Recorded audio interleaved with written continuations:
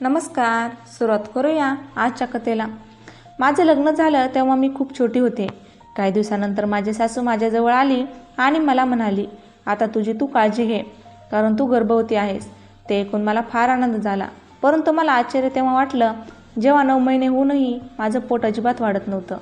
डिलिव्हरीच्या आदल्या दिवशी माझ्या सासूने मला एक गोळी दिली आणि म्हणाली, ही गोळी घे, याने तुझी डिलिव्हरी नॉर्मल होईल. परंतु मी ती गोळी खायची विसरून गेले आणि रात्री जेव्हा मला जाग आली तेव्हा समोरचं दृश्य पाहून माझ्या पायाखालची जमीनच सरकली. कारण माझे सासू माझ्या नंदेची डिलिव्हरी. माझं नाव प्रमिला आहे. माझ्या आईवडिलांनी माझं लग्न खूपच कमी वयात केलं होतं. ज्या वयात माझ्या खेळण्या बागडण्याचे दिवस होते त्या वयात मी लग्न बंधनात अडकले होते. आमच्या घरात मी, माझी सासू, नणंद आणि माझा नवरा असे 4 जण राहत होतो. माझ्या नवऱ्याचं नाव राकेश होतं आणि माझ्या आनंदेचं नाव सीमा होतं. सीमा ही माझ्यापेक्षा 5-6 महिन्यांनीच मोठी होती, परंतु अजूनही तिचं लग्न झालं नव्हतं. माझी सासू तिच्यासाठी स्थळ शोधत होती. सीमा आणि माझ्यामध्ये मैत्रीचं खूप घट्ट नातं होतं. सीमा प्रत्येक गोष्टी माझ्यासोबत शेअर करायची, परंतु काही दिवसापासून माझ्या या गोष्टी लक्षात येत होत्या की ती माझ्यापासून जरा दूरच राहत होती. मी तिला याबद्दल विचारलं तर ती काहीच उत्तर देत नव्हती. मी माझ्या सासूला याबद्दल विचारलं तर माझी सासू म्हणाली की आता ती मोठी झाली आहे. ती तुझ्यासारखी बावळट थोडी आहे जी दिवसभर इकडे तिकडे हुंदडत असते. सीमा दिवस रात्र देवाची पूजा करायची आणि लग्न झालेल्या महिलेसारखं चेहऱ्यावर गोंगट घ्यायची. माझ्या नंतर ते वागणं मला खूप विचित्र वाटत होतं. एक दिवस अचानक माझी सासू मला म्हणाली, तू गर्भवती आहेस, त्यामुळे आता तुझी काळजी घे. ते ऐकून मला देखील फार आनंद झाला. जेव्हापासून माझ्या सासूला माहिती झालं तेव्हा मी गर्भवती आहे तेव्हापासून माझी सासू माझी फार काळजी घ्यायला लागली. त्या मला बेडच्या खाली देखील उतरू देत नव्हत्या. परंतु मला आश्चर्य त्या गोष्टीचं वाटत होतं, 4 महिने होऊनही माझं पोट अजिबात वाढलं नव्हतं. मला माझ्या बाळाची खूप काळजी वाटू लागली होती. मी माझ्या सासूला याबद्दल विचारलं तर माझी सासू म्हणाली की तू एकदम वेडी आहेस. हे तुझं पहिलं बाळ आहे. तुला काय माहिती की गर्भावस्थेत महिलेमधील काय काय बदल होतात. माझी सासू फारच कडक होती, त्यामुळे मला असलेल्या शंका मी माझ्या मनातच ठेवत होते. मी 14 वर्षाची असतानाच माझं लग्न राकेशसोबत झालं. मला नाही माहीत माझ्या आईवडिलांनी माझं लग्न एवढ्या लवकर का केलं होतं. लग्नाला 5 वर्ष होऊनही मला अजून मूलबाळ झालं नव्हतं. त्यामुळेच माझी सासू मला नेहमी टोपणे द्यायची की मी माझ्या मुलाचं लग्न एवढ्या कमी वयाच्या मुलीशी केलं होतं. कारण मला वाटत होतं की ती लवकरच मला एखाद्या नातवाचं तोंड दाखवेन. पण मला काय माहिती की मी एका चुकीच्या मुलीकडून अपेक्षा धरून बसली आहे. मला माझ्या सासूचं ते बोलणं समजत नव्हतं. मी सासूच्या बोलण्याचा अर्थ समजून घेण्याचा प्रयत्न करू लागले तर त्या एकदमच नाराज झाल्या. माझ्या नवऱ्याने ते बोलणं ऐकलं तर तो एकदमच आपल्या आईच्या अंगावर ओरडून आला, खबरदार, माझ्या बायकोबद्दल असे काही शब्द काढलेस तर. ते असं का म्हणाले होते हे मला काही समजलं नव्हतं. एक दिवस रात्री अचानक माझं पोट खूप दुखू लागलं. तेव्हा माझी सासू मला हॉस्पिटलमध्ये घेऊन गेली. डॉक्टरांनी सांगितलं की तुम्ही आई होणार आहात. डॉक्टरांचं ते बोलणं ऐकून माझ्या सासूला फारच आनंद झाला आणि त्यांनी मला आपल्या गळ्याशी लावलं. घरी आल्यावर आम्ही सर्वांना ही आनंदाची बातमी सांगितली. घरात सर्वजण खूप खुश होते. मी माझ्या नंदेच्या रूममध्ये गेले तेव्हा त्या पूजापाठ करण्यात व्यस्त होत्या. तेव्हा मी त्यांना ही आनंदाची गोष्ट सांगितली तर त्यांच्या डोळ्यात अश्रू आले. त्यांनी मला आपल्या गळ्याशी लावलं आणि माझं अभिनंदन करून मला काळजी घेण्यास सांगितली. मला वाटलं नव्हतं की माझी नणंद आणि सासूबाई ही बातमी ऐकून एवढ्या भावूक होतील. मी देखील आनंदाने टेरेसवर गेले, परंतु काही वेळाने कोणीतरी मला टेरेसवर येत असल्याची चाहूल लागली. मी भीतच एका भिंतीच्या मागे लपले, कारण माझ्या सासूला जर माहिती झालं असतं मी टेरेसवर आलेली आहे तर मला त्यांचा ओरडा खावा लागला असता. कारण अशा अवस्थेत त्या मला जास्त चढ-उतर करून देत नव्हत्या. जसजसं पावलांची चाहूल जवळ येत होती तसतसे माझे छातीचे ठोके वाढत होते. तेवढ्यात मी बघितलं की सीमा टेरेसवर येत आहे. तिच्या हातात एक मोबाईल होता आणि ती फोनवर कुणाशी तरी बोलत होती. सीमा रडतच फोनवर कोणाला तरी म्हणत होती की मी तुझ्यासाठी हे सर्व केलं आहे. मी आता पूजापाठ पण करते आणि पूर्णपणे तशीच बनली आहे जशा तुला मुली पसंत आहेत. जर तू म्हणत असशील तर मी तुझ्यासोबत पळून जायला देखील तयार आहे. माझ्या नंदेचं बोलणं ऐकून मला मात्र आश्चर्याचा धक्का बसला होता. माझी नणंद आमच्या खानदानाला काळिंबा फासत होती. तेवढ्यात माझ्या सासूबाईंनी सीमाला आवाज दिला आणि ती डोळे पुसत खाली गेली. मी देखील दबक्या पावलांनी माझ्या रूममध्ये आले. मी विचार केला की या गोष्टीपासून माझ्या नंदेला थांबवावे म्हणून ही गोष्ट मी माझ्या नवऱ्याला सांगण्याचं ठरवलं. सायंकाळी जेव्हा ते ऑफिसवरून आले तेव्हा मी त्यांना म्हणाले की तुम्ही सीमाचं लग्न का लावून देत नाही?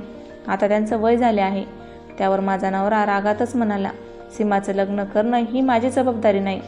तिची आई अजून जिवंत आहे. मी हिंमत करून राकेशला म्हणाले, मला सीमाचं वागणं काही ठीक वाटत नाही.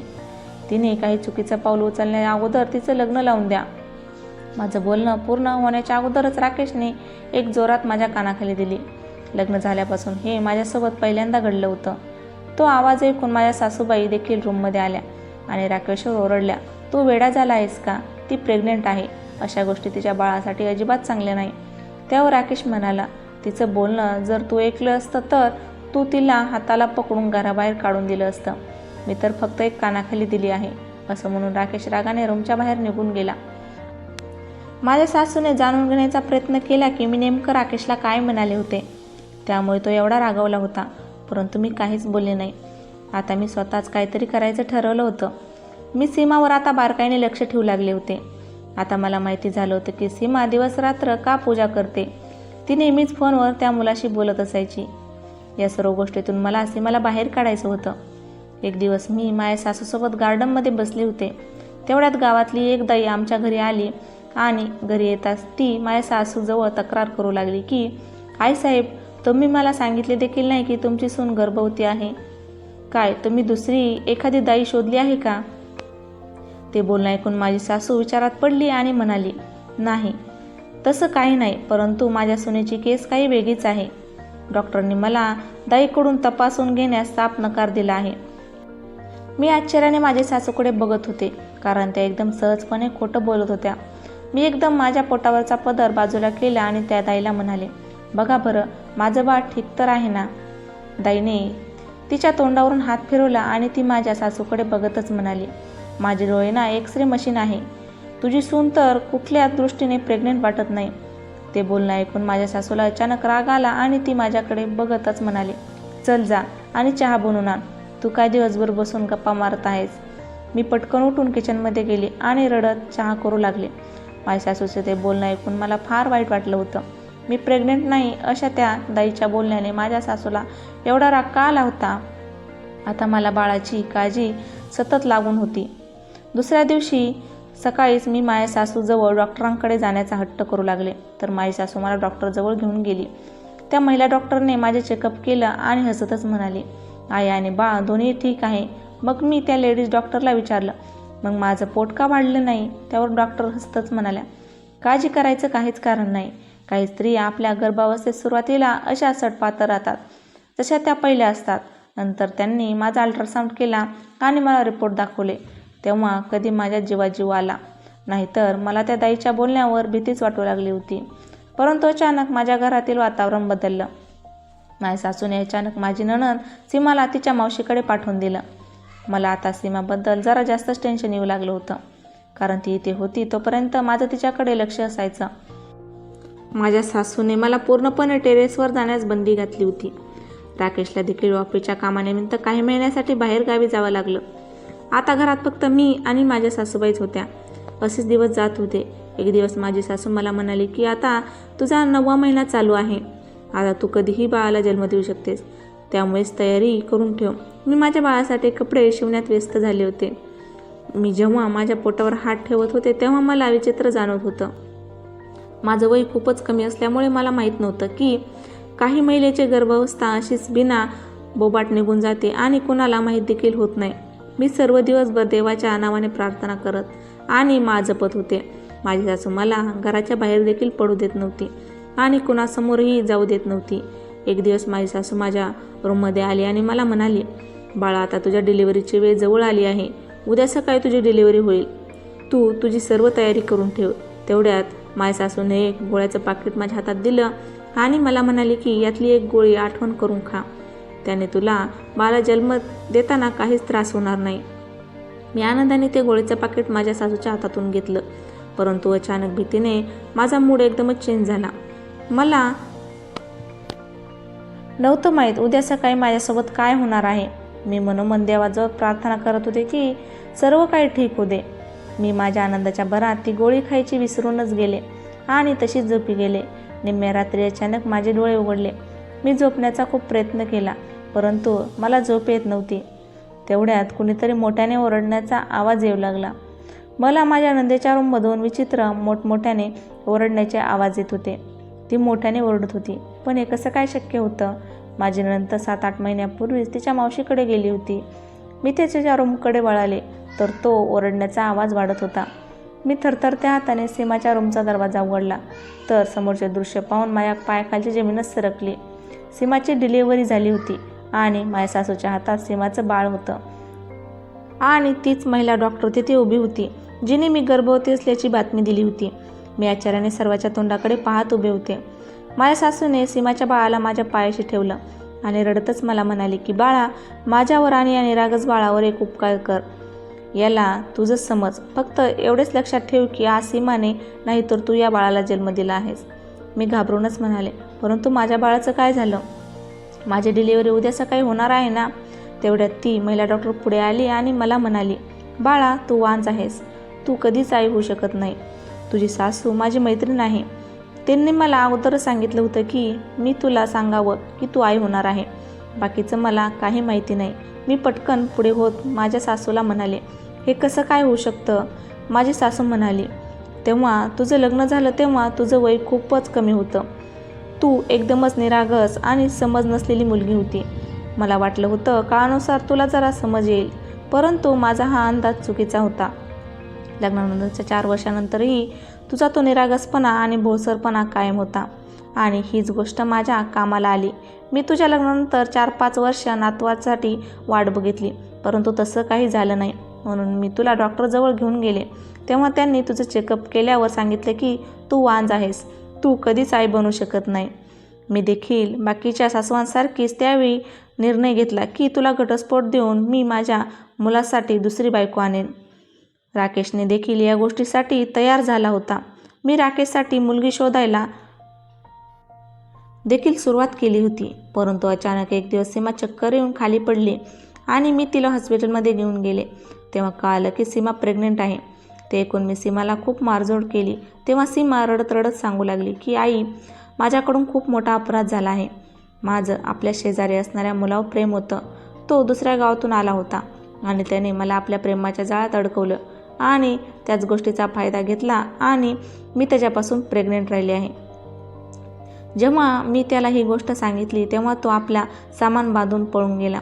सीमाने त्या मुलासोबत संपर्क करण्यासाठी माझ्याकडून एक मोबाईल देखील घेतला होता. सीमा प्रत्येक वेळी त्या मुलाकडे लग्नासाठी भीक मागत होती, परंतु तो मुलगा या लग्नासाठी नकार देत होता. नंतर मी एक प्लॅन केला. 3-4 महिन्यानंतर सीमाचं पोट दिसायला लागल्यावर मी तिला मावशीच्या घरी पाठवते असं तुला सांगितलं आणि तिला टेरेसवर असलेल्या स्टोअररूममध्ये ठेवलं. मी तिलाही तुझ्या प्रेग्नन्सीचं कारण सांगून कधीच त्या टेरेसवर जाऊ देत नव्हते. मला माहीत होतं तू एकदम निरागस आणि भोळी बाबडी आहे, म्हणूनच मी तुला सांगितलं होतं की तू गर्भवती आहेस. तू पण या गोष्टीवर विश्वास ठेवला होता. मी सीमाला देखील सर्व गोष्ट सांगितली होती, परंतु सीमा अजूनही त्या मुलाला समजून सांगण्याचा प्रयत्न करत होती. मी विचार केला की सीमाला होणारं बाळ मी तुझ्या पदरात टाकेल. अशा प्रकारे माझी मुलगी देखील या संकटातून वाचली असती. तुला तर चांगलंच माहिती आहे बिना नवऱ्याच्या मुलीचं या समाजात जगणं किती मुश्किल गोष्ट आहे. म्हणून मी ते केलं ज्याला मी कधीच विचार केला नव्हता. त्या बाळासोबतच सीमाचे देखील प्राण वाचले. तिच्या वडिलांना देखील खाली मान घालावी लागली नाही. तिच्या भावाच्या सन्मानालाही ठेच पोचली आणि तू पण घटस्फोटापासून वाचली. राकेशला ही गोष्ट माहीत नाही की हे बाळ तुझं नसून सीमाचं आहे. त्याच्यापासून देखील आपल्याला ही गोष्ट लपून ठेवायची आहे. मी आश्चर्याने त्यांच्याकडे बघू लागले. हे जग किती मतलबी असतं ना. काही दिवसांपूर्वी ही सासू माझा घटस्फोट घडून आणणार होती. आता माझ्यासमोर लाचार आणि मजबूर होऊन उभी होती.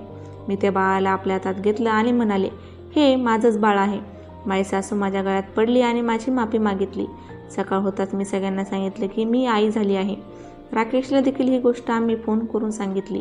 त्याला देखील खूप आनंद झाला. आम्ही त्या मुलाचं नाव समाधान ठेवलं होतं. समाधान माझा मुलगा आहे. सीमाचा मुलगा देखील तिच्या डोळ्यासमोर मोठा होऊ लागला होता, त्यामुळे ती देखील खूप खुश होती.